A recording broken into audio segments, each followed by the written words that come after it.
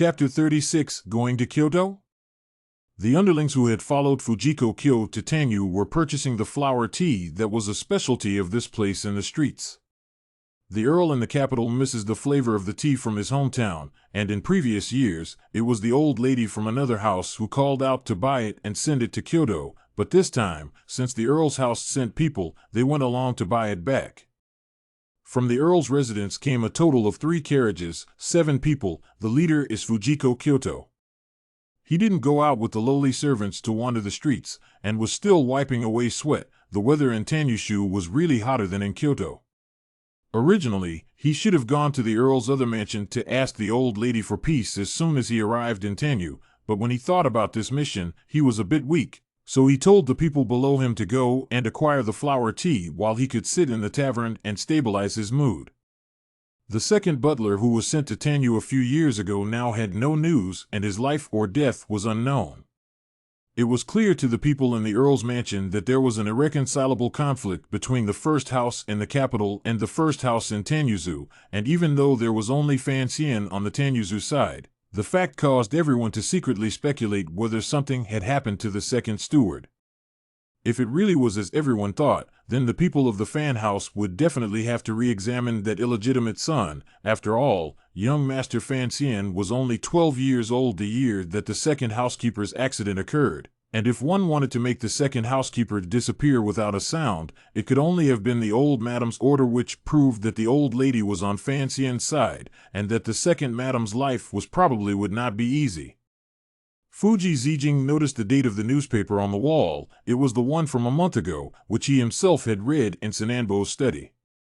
There was nothing new in the newspaper. Those big shots in Kyoto were living a very peaceful life. There was no update on the war between the Grand Prince and the Western who, the incident of the Chancellor's illegitimate daughter seemed to have gradually subsided. At least those young men of the Imperial Palace had not achieved any further results under the personal patronage of His Great Majesty, the Emperor.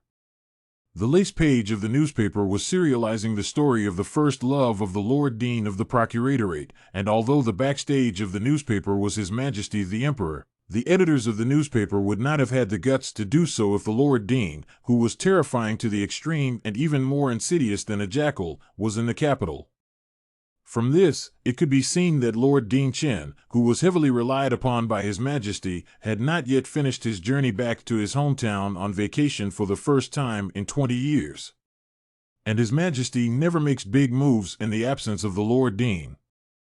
Thinking of the Earl Sama's command, Fujiko Kyo really didn't quite understand why picking up this young master with no status to return to the capital had to be rushed before the Dean Sama's return to the capital, and the matter had been delivered with such urgency. No longer dare to delay time, even if sparing the old lady's wrath, but also have to pick up the young master. He wiped a handful of sweat, stood up, greeted the people under his command, drove the carriage, and rushed towards the Earl's other residence at the corner of Tanyu Port.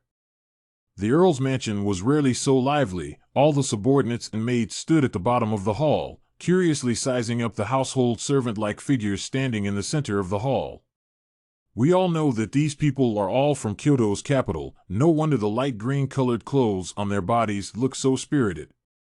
It's just that Kyoto and Tanyu are far away from each other, and the two residences don't come and go much, so it's rare to see Kyoto send so many underlings, so the maids are speculating that something is about to happen. Fuji Zijing honestly led the hands down to kneel on the ground, respectfully give the old lady kowtowed a few times, asked the old lady peace, and then will be see Nanbo before the departure of the words of advice out, and then quietly stood to the side, waiting for the ruling of the old lady. Tu Zijing knew this old lady's true status in the Fan family, so even her breathing was deliberately lowered, looking incredibly respectful, only her eyes stealing glances from time to time at the teenager who was standing behind the old lady and pinching her shoulders. The young man was very pretty, with long eyelashes, thin red lips, and soft eyes that looked just like a girl's, but with a smile on his face that made people feel very close to him. This was naturally Fan Xian. Fuji Zijing sighed in his heart. Such a jade-like person, on the contrary, is an illegitimate child without status. This god is indeed not very fair. Seemingly infected by the young man's sunny smile, Fuji Zijing guessed that this young master should be much better served than the one at home in Kyoto, right? After listening to the words of this subordinate in front of her, the old lady slightly lowered her eyes, thought for a while and then whispered, "I know, Zijing, you go to rest, more than 1,000 miles of road, all the hard work. CC, let the old yellowhead go to prepare hot water and meals."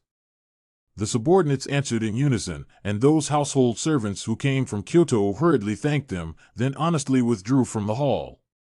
Although Tu Zijing was a bit anxious, Lord Earl had given himself a deadline, but how could he dare to say more in front of the old lady? He stole a glance at the young master, who was still a bit of a stranger, and then retreated. The hall was quiet for a moment. "You also heard just now, your father asked you to enter the capital." The old madam gently placed her hand on Fan Xian's hand on her shoulder and patted it gently twice. "What do you think?"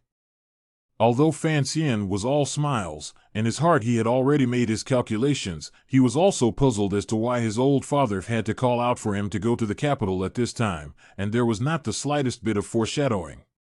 If he was preparing to plan a step up for himself as an illegitimate son, but the imperial examinations had already begun, and if he went to Kyoto at this time, it would take him at least a month, so he wouldn't be able to catch up no matter what. Hearing the old lady's question, he thought about it and said with a bitter smile, "I have never been to Kyoto, although I am curious, but also a little afraid." This answer was half truth and half falsehood, truthful in that he was indeed very curious about the people of Kyoto, especially where his own mother had lived and fought, but there was no fear at all, there was just a hint of unknown confusion. "Do you want to go?" The old lady smiled, seemingly seeing through what was going on in the teenager's mind. "Want to?"